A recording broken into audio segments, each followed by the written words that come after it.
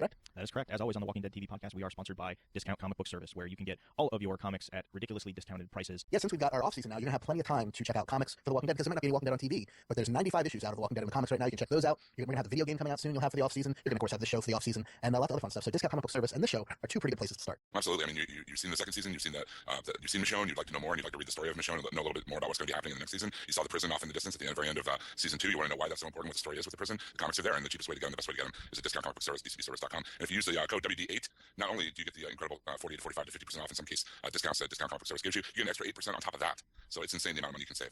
The code again is WD8, and it's for first-time users, and people haven't ordered from them in over a year. DCBService.com if you want to check out the Walking Dead comics. It's a great and cheap way to do it. Yeah, they've got this month, Walking Dead is double shipping, so issues 97 and 98 you can get for 40% off at $1.79. They have all of the trades resolicited. So as with most Image trade paperbacks, which is issues 1 through 6, you get issues 1 through 6 in volume 1 for $5.99 after the discount, and all of the other trades 2 through 15 now are all 40% off, and you can get them for $8.99. So quite a steal.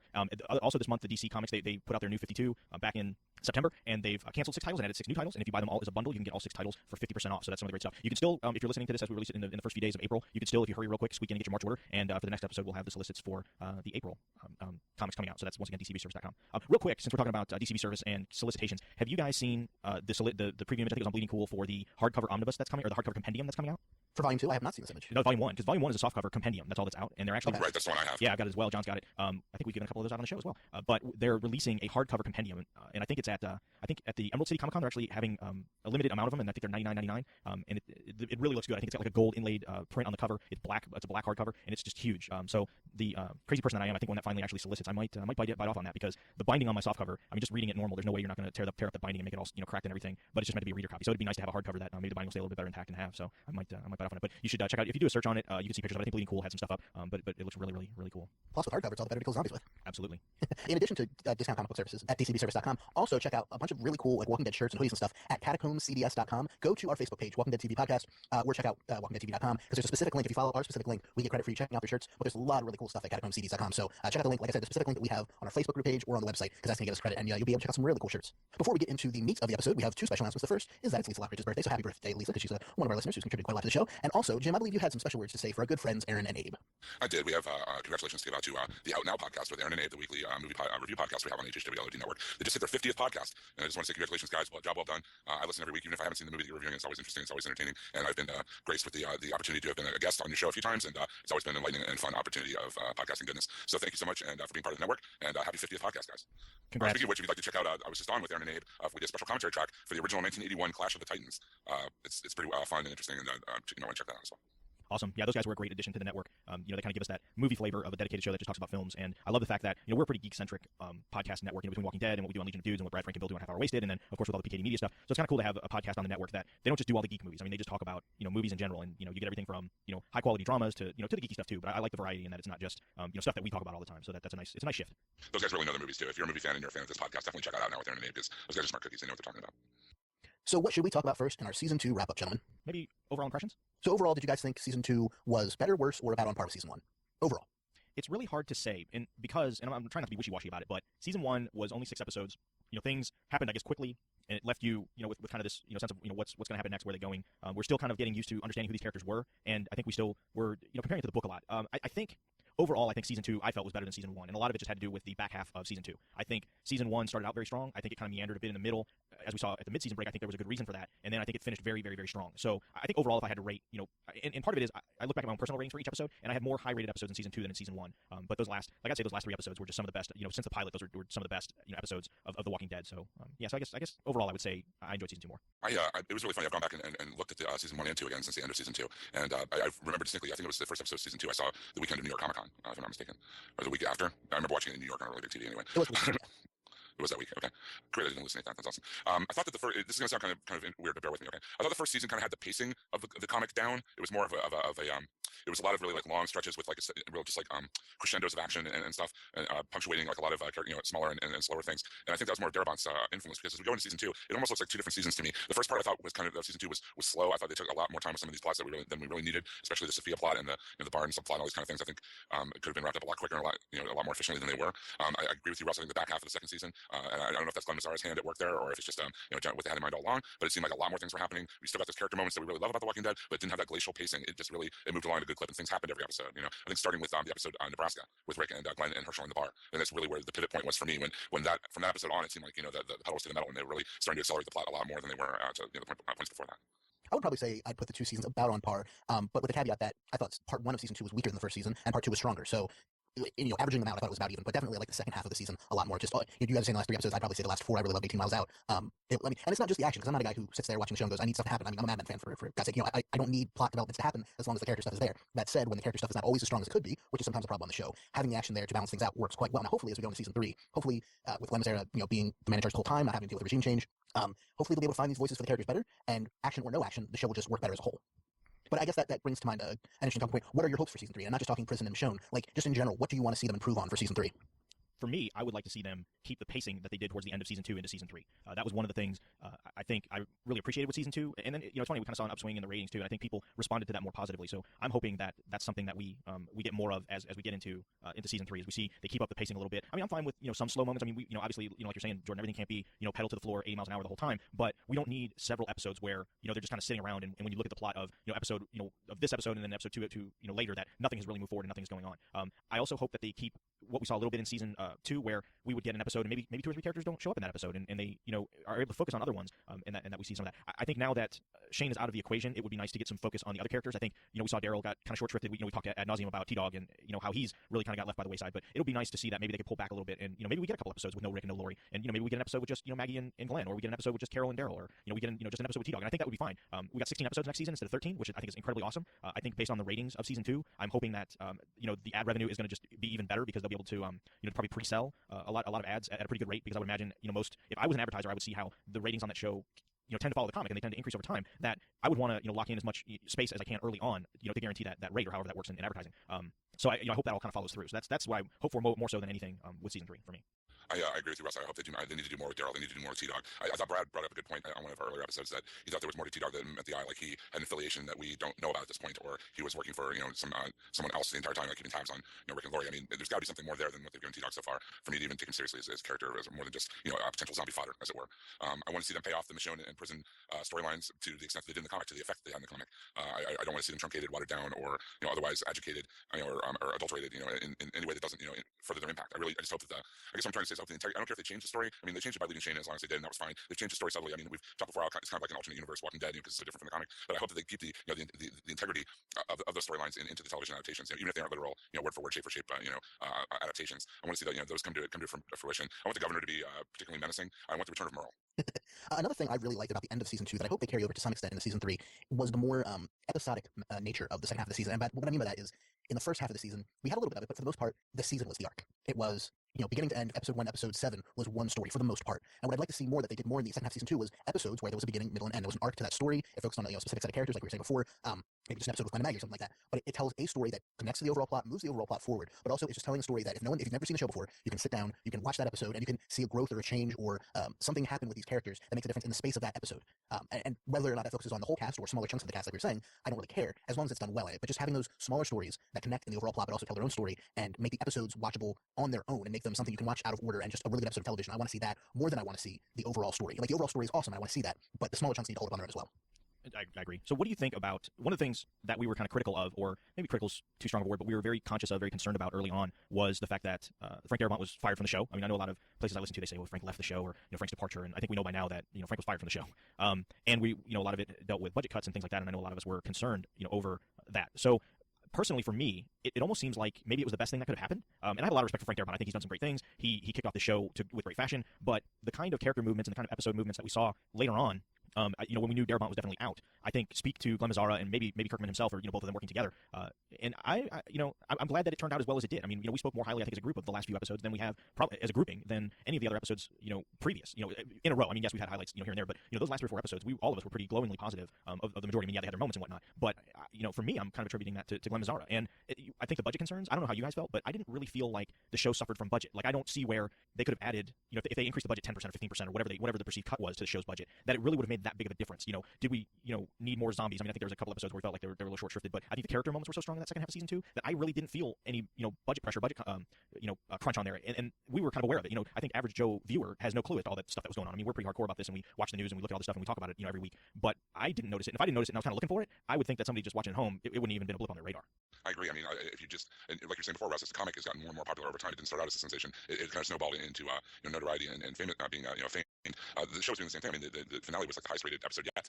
I know a lot of people who are just starting to watch it now in the second season and starting to get interested in it again after kind of being on the fence about it after the first season. And I don't think those viewers, as you say, Joe Public, just expect whatever, really noticed it. I mean, I didn't see it on the screen. It didn't seem to me that their budgets had been cut, whatever. I think the big paradigm shift for me was that I think Darabont thinks like a film director and Mazzara thinks like a television director, and I think those two skills are they work in tandem with one another sometimes, but not always. And when Darabont was tried AMC wanted Darabont to work within the constraints of the budget, he couldn't do that. Mazzara, the television producer, was able to, and I think Mazzara has a better sense for the kind of pacing you need for a television show, especially over a season and over each episode. I agree with you too, Jordan. That I'd like to see the character focused episodes with just maybe 2 or 3 characters in a pod, in their own episodes, kind of playing off one another, because insight into them, and it kind of gives them more depth without having to. A lot of times when they have the entire ensemble in an episode, it's like, me too. Oh, I have a line too. Oh, remember me? I'm here too. Like we see with even Glenn was in that camp on some episodes. So I think it is a good idea to break it up. Like say you could have a Glenn and Maggie episode. You could have Rick, Lori, and Carl episode, just the 3 of them. I mean, it'd be a great way to further spotlight the characters and get those great character moments in the real drama that's like the gist and the rest of the show. But I definitely agree that the influence of Mazzara was a positive one, and not taking anything away from Darabont, because he directed one of my top 10 favorite films of all time, Shawshank Redemption, and he's a great director, and I really enjoyed it, and he's really good at what he does. I just don't think he had television sensibility. I think he had more of a film sensibility, and I don't think that the kind of budget AMC is dealing with that was a good fit. It'll be interesting to see, because it's funny, he's gone from a television experience to his next project is a television experience, and funny enough, if rumor is true that he'll be working with Jon Bernthal on LA Noire, so I'm curious to see how his experience with that show will maybe if his experience with Walking Dead will shape what he does with LA Noire, or if he feels like maybe he's going to be given a better shake doing that. So I'll be curious to see how he makes the transition from one television show to the other, to see if maybe it's just sometimes stuff just doesn't fit in anything. I mean in our personal lives and in our professional lives, and I imagine running a large budget movie / television production is no different. And sometimes the best intentions don't really pay out. So I'm curious to see, like I said, what his move how that's going to pan out. For sure. Jim, you illustrated, I thought, really well the problem with doing the overall arcs as opposed to the intra-episode arcs or intra-episode arcs for the show, and that is you run into that problem when you have 17 different stories going on, where you have the relationship of Glenn and Maggie, and the relationship of Maggie and Herschel, and the relationship between Herschel and Rick and Lori, and Lori and Shane, and Lori and Carl and Rick. And when you try to touch on every single one of those plots in a single episode, it just gets disjointed and it just gets muddled. And when you try to have everything, you don't do, jack of all trades, master of none. If you touch on every single one of those stories every episode, you don't really do anything good with all those stories. You just touch on all of them every episode. And as I thought you illustrated that well. That's my problem with making the season the arc versus making the episode the arc. Do you become a master debater at that point? And a cunning linguist, but not a good episode of television. If you look at some of that, I mean, obviously the finale and then the episode before, but like 18 Miles Out, it's basically just Shane and Rick and the prisoner. I mean, it's that whole episode is focused on the 3 of them. Right. I mean, and that was a really good one. So yeah, I definitely could see where that would work. Should we read an email? The first email I'd like to read tonight is from Chris Debater. Hello, I just wanted to send a little note to tell you how much I'm enjoying your podcasting network. I found your Podcatraz cast, by the way, Johnny and Brad from the Walking Dead podcast that you know and love and listen to now, do a Podcatraz, which is based on the Alcatraz television show. Check that out, Podcatraz.com. Through Diego Soulpatch, enjoyed it so much I decided to check out your other offerings. I'm probably not your target audience. I'm a stay-at-home mama to 2 kids who lives way up north in Winnipeg, smack dab in the middle of Canada, but I spend many hours a week driving my children to various appointments, half hour wasted, and Legion of Dudes have made this a more enjoyable time for me. Usually I spend this time singing along to Disney CDs. You guys have really introduced me to some cool things after listening to your Lock and Key episode. I went out and got the first volume. I can't believe how much I love it. And I was totally in Brad's camp of hate for the new Spider-Man movie, but Frank and Bill really changed my mind into giving it a chance. Thanks for making me laugh. Sincerely, Chris Debater. Well, thank you, Krista, and please stay warm up there in the Great White North. And I think you might be surprised at how well you actually do fit into our major demographics for at least this show. I think the show and probably Podcast go out to those audiences a lot more than Legion of Dudes for sure, and probably Half Hour Races as well. But it's been nice with this show in particular just to see not just to see our various listenership grow, but to see all the different demographics that we've been hitting on and reaching out to that haven't been hitting our other shows. So it's really cool to see that and to get a bigger sense of the listenership and a bigger wide range of opinions that we haven't gotten on other shows. So it's really awesome. It's funny, we talk about it a lot and how certain groupings between each of the shows are more active on certain things than others. And it seems like definitely for Podcatraz and for Walking Dead specifically, that the Facebook group is a lot more active, whereas for the other shows, I think the message boards on the forum are definitely more active. So it's just forumgeeks.com. Exactly. So it's just funny whatever you're comfortable with. One of the things I've noticed, or maybe it just I don't know if you guys have noticed as well, but it seems like I've heard from more folks on Facebook that have said, hey, I picked up the first hardcover. Hey, I bought the first trade, or I'm a fan of the show. I'm a fan of your show. I want to dive into the comics. What should I get? Should I get this, that, or the other? What's the difference between the two? So it's been kind of fun to have those conversations on the Facebook group and say, you have the trades, which are 6 issues, and you have the hardcovers, which are 2 trades, and then you have the omnibus, which are 2 hardcovers, and then you have the compendium, which is just on and on and on and on. So I think that's pretty cool to see that we're actually influencing people, or I perceive that we're influencing people to pick up the print material and check it out. Image, send us a check. Heck yeah. We just had a conversation today with one of our listeners, Allison, on the Facebook page, where she wanted to know just what you're saying. What's the difference between the books, the compendiums, the hardcovers, the softcovers, and it's really cool to be able to interact with the audience that way and actually have some real information to be able to share with them. What else about season 2 should we talk about? About our favorite characters over the course of the season. I mean, look at the arc of Shane over the season, for Pete's sake, or Dale, or even Daryl with his the Daryl-centric episode of him having his hallucinations and whatnot. I mean, I really enjoyed some of the character arcs this season. I mean, and then other people, it just seemed like they didn't have any changes or evolutions at all. Like Carol, it seems like she was the same at the beginning of season 2 as she is now. I really enjoyed what they did with Glenn and Maggie. I mean, they wasted no time in making Maggie a very likable character that fits well with Glenn, and not only are they two fan favorites from the comics, but they did a good job of integrating her into the cast. And while, something like, say, Beth or whatever, going into season 3, I have no idea what they're going to do with Beth, not just because she wasn't in the comics, but because I don't know her character, as opposed to Maggie, who I feel, regardless of what she did in the comics, is a perfect fit for the show. And I, as a viewer, am generally interested to see what are they going to do in that relationship. I don't care if it's the same as the comic or not, but I'm interested to see, as just a television viewer, where is that story going to go? They did a good job of illustrating those characters. Yeah, for me, as far as character arcs and changes go, Herschel is definitely at the top of my list because the character he is when they first get to the farm and interact with him compared to the character he is at the end is night and day. I mean, he went from being convinced that the group should only stay there a short period of time, that his family is just infected with some sort of plague or some disease, that once the government kind of gets their stuff together, somebody will figure out a cure or it'll pass or whatever's going to happen, and he'll get back to his life as it was. And when he kind of hit that moment where he realized that his loved ones and people he knew were getting shot right through the heart, and they kept on moving, that was like a switch that went on for him. And at that point, he's like, okay, all bets are off. Everything I thought about this world and how I thought it was going to end up and my family is completely different. And I love the way he got behind Rick, and that the bond he kind of created for himself with Rick, and the trust he put in Rick to keep what's little bit left of his family he has, and the group together, and that they were all going to up until kind of all hit the fan in the end, that he opened up his house to them and was going to give Laurie and Rick his room because Laurie was pregnant and she needed to be comfortable, which is again a complete 180 from where he was at the beginning of the season, where he didn't trust him, didn't want him around, didn't want his any of his family interacting too much with with them, and the way he interacted with Glenn, he kind of opened up and realized that Maggie really does care for Glenn and that he is okay with it, and he's not it doesn't bother him. The other one, I mean, obviously Rick, I think we talked about the Rick transformation to death. I mean, over the course, especially the last few episodes, of how Rick is transformed into the leader, into the badass Rick that we all knew he would become and were hoping he would become. But Andrea is kind of the other one that for me has really been interesting because she went, kind of being, with her and Amy being holed up with Dale. Thank you. Act like you've read the book once or twice. Being holed up with Dale in the RV, and to go from that and to kind of the badass that she's become, and then right before and then after Dale's death, kind of realizing that maybe she needs to kind of come down a little bit. Maybe she needs to be a little bit more compassionate. Maybe she needs to stop with the death wish and wanting to to kill herself, or to just not care whether she lives or dies from one moment to the next than anybody else.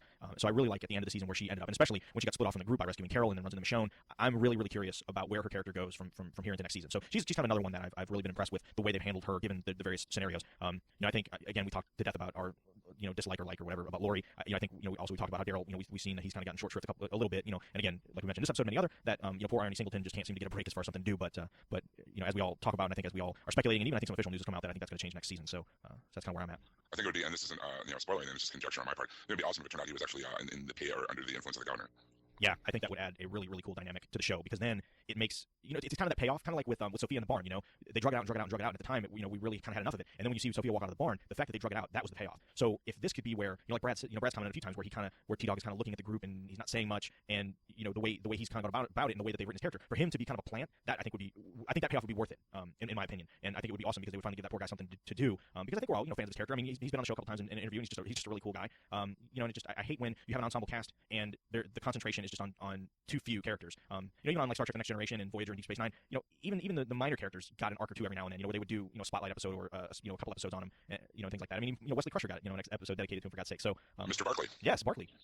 So hopefully the same will ring true with some of these other characters, and we'll get obviously we got the Daryl centric episodes, so that's happened, but I'm hoping that we get more of that with the others. Should we drop in another email now?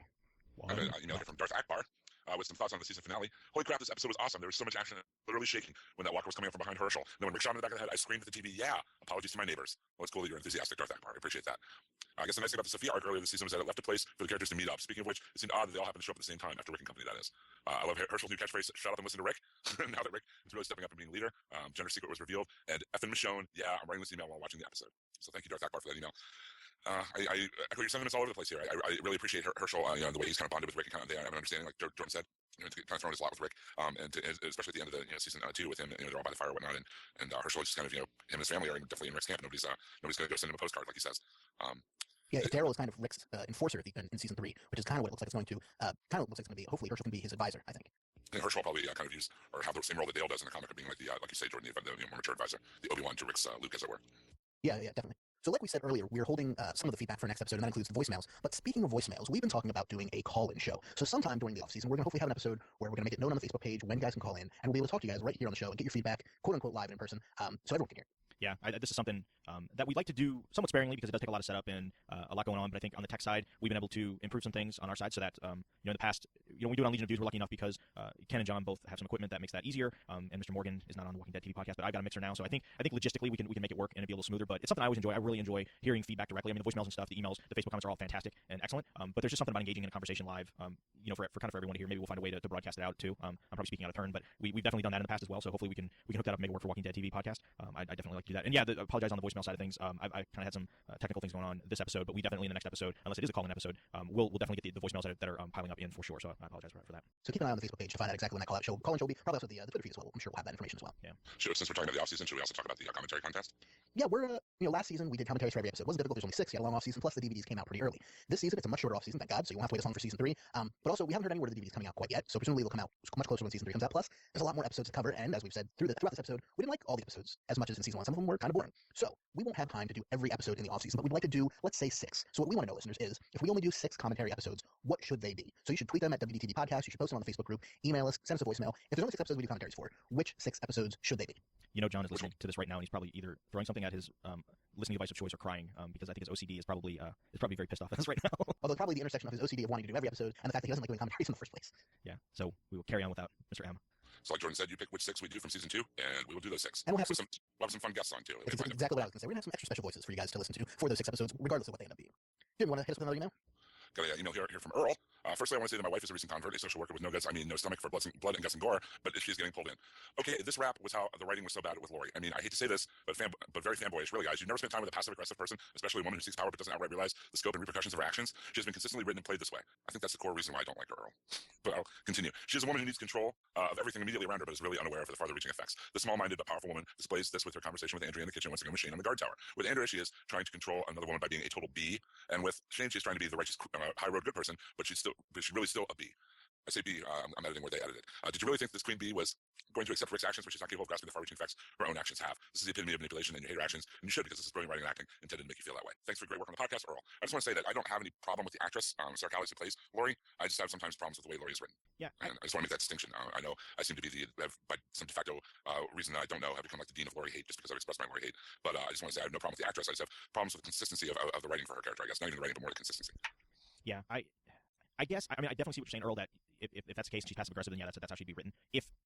I guess if she were to have a complete and utter mental breakdown and freak out at some point in season 3, I think I might look back on it and say, okay, that makes a little bit more sense, or I might look a little bit more favorably on it. But, and again, I'm with you, Jim. It's not Sarah Wayne Callies that I have the issue with. I liked her quite a bit in Prison Break. I thought she did a fantastic job. I don't know if it's just the like I said, it's just the way that she's delivering the character as written just doesn't ring true to me. I can't explain it. There's just something about it that, you know, in the way that character is portrayed.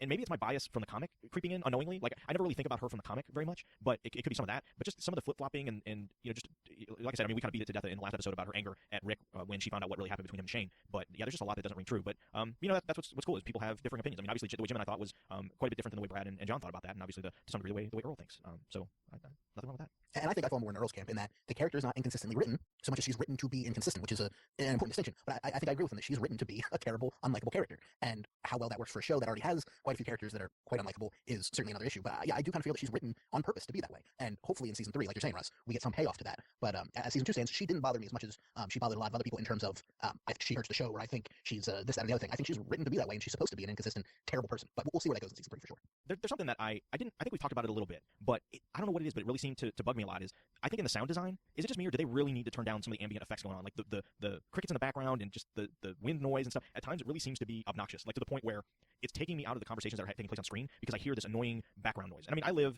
in the country, I live in the middle of nowhere, and you know, yeah, at times you can kind of hear that stuff going on, but it's not as often as they make it seem in that show. And there are times where it just seems like the volume on that is just cranked up way too high for me, and that's something I noticed more in season 2 than in season 1. And I don't know if I'm just alone in that. I can honestly say I never noticed it. I've noticed that with the music more than Yeah, definitely. I agreed that one time, the one episode with music, but never ambient noise. Huh. And going back over and watching it again, Jordan, I've noticed other instances where the music seemed to swell. It was kind of mixed in a weird way in context of the scene. But I mean, there are other instances of that where the music, which is usually just like the ambient background, music going on, it just seemed to consistently mix like to the foreground for some reason. I noticed that a few times, not only in the episode that you called it on, but like on some of the episodes after rewatching them. So I've noticed that, Russ, but not so much the ambient noises. Interesting. Now that I've said it, if they do it next season, you guys are going to totally cue in on it, and you're probably going to be cursing at me while you're watching it. Latham! Russell! On. Won't be the first time, probably won't be the last, so that's okay. Jim, how many more emails do we have? I have one more I can do here from Megan Powell.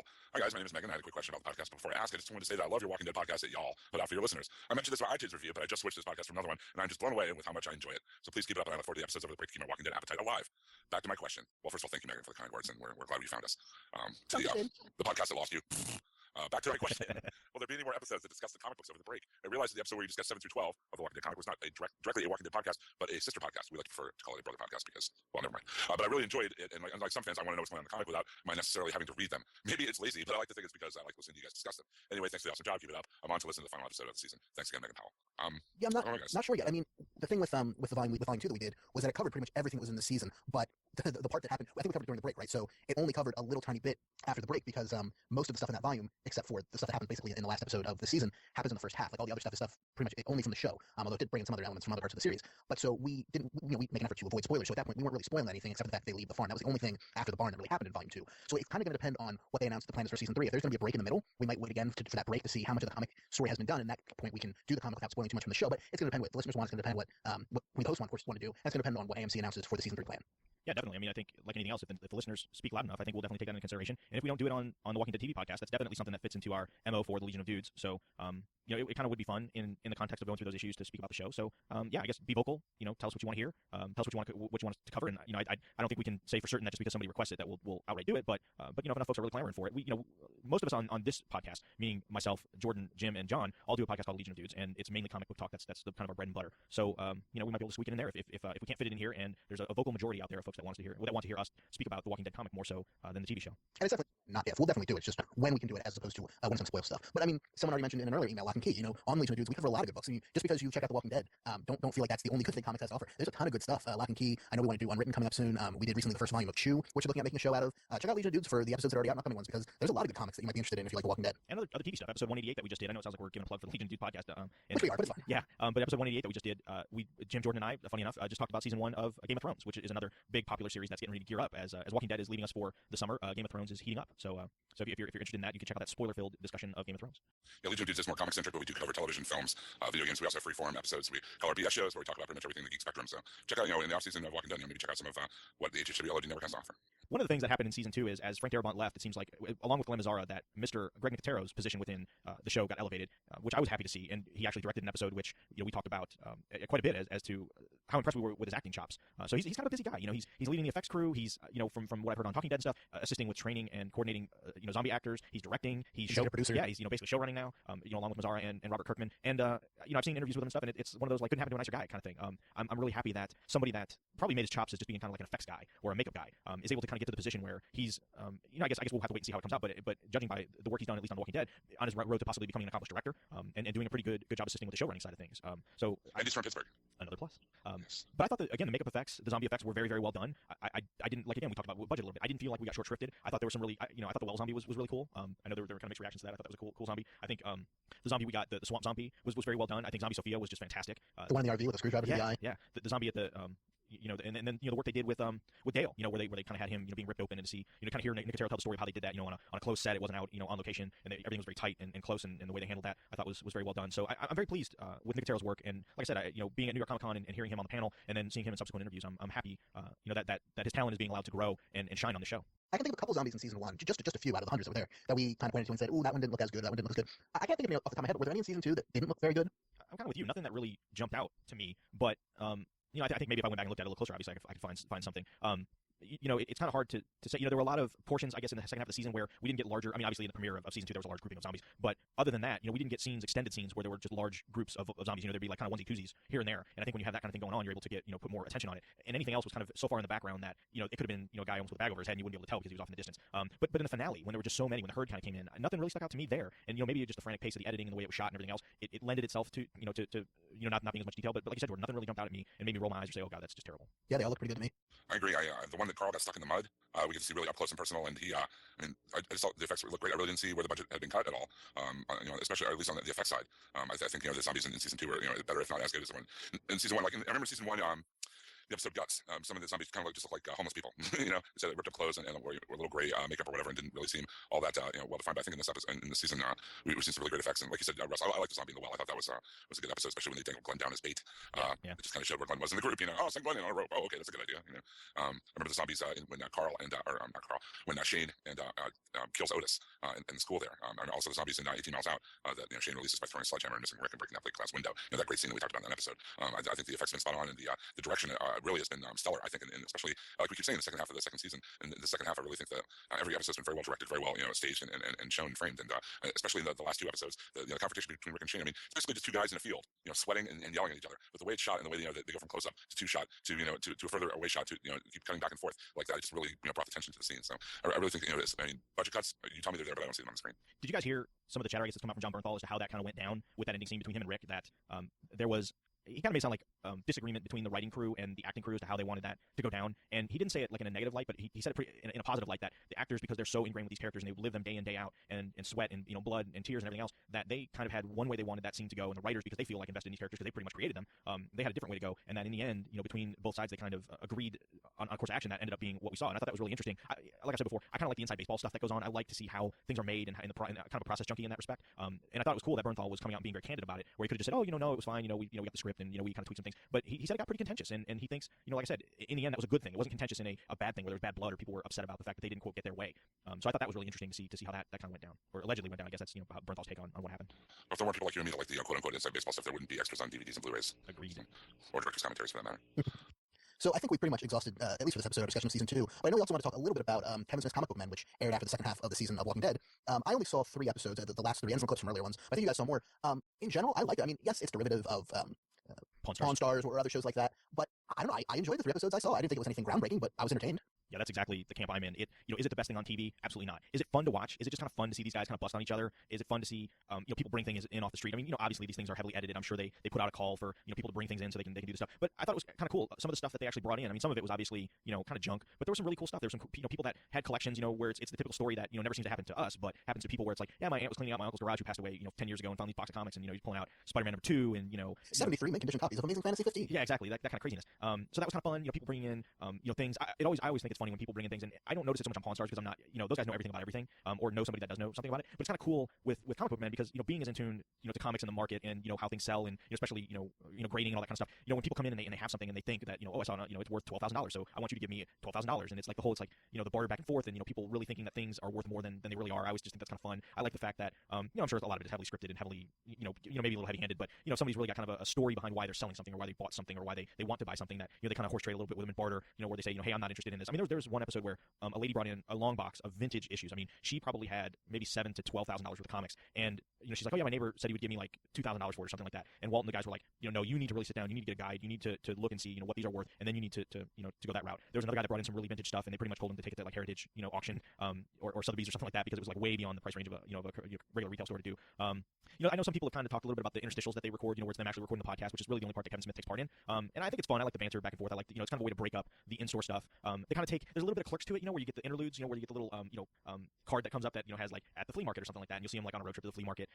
It's just fun to a lot of times I watched all the episodes, and there's times where I just kind of had it on while I was doing something else, and just would kind of like listen to it and then look at it every so often. It's not something I clamor for every week, but I put it on the DVR and kind of watch it when I'm just kind of piddling around. I hope it makes it back. I just given all the crap that's on television, for a show that to me at least is interesting and people talking about things that interest me, I was pretty happy with it. I like the parts where they appraise the items because I like seeing the items that people bring in. The one episode they had the original art from like I think it was a Don Heck Man Thing from the 70s. I thought that was incredible. Was it about the Batmobile. I'm sorry. Was it giant sized? It was a giant sized Man Thing. Absolutely. That's are they all right? Anyway, I like that part of the show. I like the part where they kind of have the comic book chatter back and forth. With like, for instance, when they had the episode where the guy brought in $6 million man figure, they stopped. They kind of went to the podcast studio and they're like, $6 million man, Steve Austin, blah, blah, and kind of filled in the background of who the character was and why it was valuable, why it was important, whatever. And then went back to the appraisal. That part I really liked. The part I don't like is the part where they're just sitting around trying to be funny with each other. The guy with the beard is a total douche. The guy with the mustache is just kind of wishy-washy douche.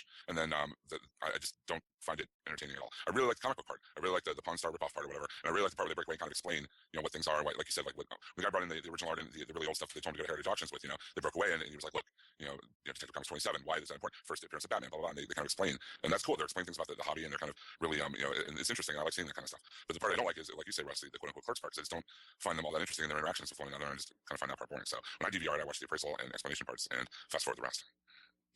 Interesting. Well, we haven't heard any word as to whether it's coming back yet or not, have we? I know Kevin tweets about it like incessantly, as he does most things in general. Yeah, I haven't heard one thing or the other, but I mean, it's got to be cheap enough to produce that it'd be a really easy. I don't want to call it filler as a negative, but to fill time slots on the network and to do it cheaply, I think it's a good option for him. So I hope it comes back as well. Like I said, I enjoyed the half of the season I saw, and I'd watch more. Indeed. So that is it for our season 2 wrap up. We talked about a lot of stuff. Like we said, there's more feedback to get to. We want to get to a call-in show. We want you to go to the Facebook page and let us know what episodes we do commentaries for, etc. And of course, now's the time for all that information. You can leave us a voicemail at 516-468-7912 or send us email comments at WalkingDeadTV.com. You can also hear our other shows on our YouTube channel, like Walking Dead TV Podcast, and check out Comic-Con videos, contests, and more. Check out HHWLOD.com for all of our great shows, like Half Hour Wasted Legion Dudes, PKD Black Box, and Out Now with Anime, which just celebrated its 50th episode. Again, congratulations, guys. And also keep an eye out for our last regular shows like Media Minutes and the newly formed Tech Dudes. Of course, all those shows can be found on Facebook.